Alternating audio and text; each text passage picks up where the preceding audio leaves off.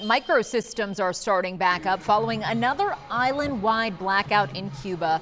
The Ministry of Energy and Mines is investigating what it calls a, quote, complete disconnection of the country's electrical system.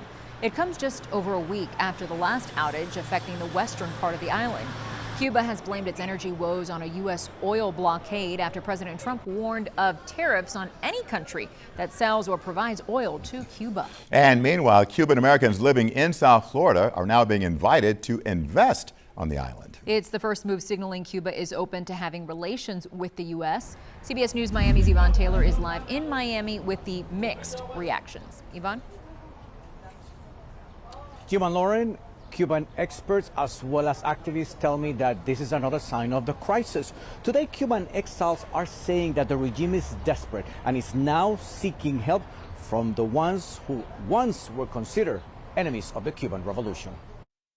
That will not work. Ramon Saul Sanchez, president of the Democracy Movement in Miami, did not hesitate to respond this Monday to the news coming from Havana that Cuba is open to having a fluid commercial relationship with U.S. companies and also with Cubans residing in the United States. We are asking the administration not to engage to stabilize economically the regime by having business people from here go and do business with the regime in Cuba. Es una práctica soberana. The announcement comes after the island's leader Miguel Díaz-Canel admitted Friday that Cuba is indeed in talks with the Trump administration. I think what happened in Iran and Venezuela has put the fear of God in the Cuban government, and they know that change is coming. Jose Felix Diaz is a former state legislator and a Cuban American who resides in South Florida. He tells me that in spite of Cubans wanting to invest in the island, he doubts anybody will do it under the current system. I think a lot of Cuban Americans are going to wait and see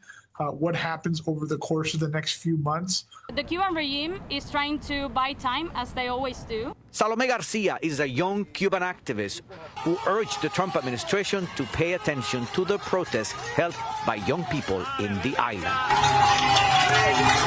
Over the weekend, Cubans took to the streets of Holguín, parading through the streets of the eastern village in darkness, accompanied by the sound of pots and pans.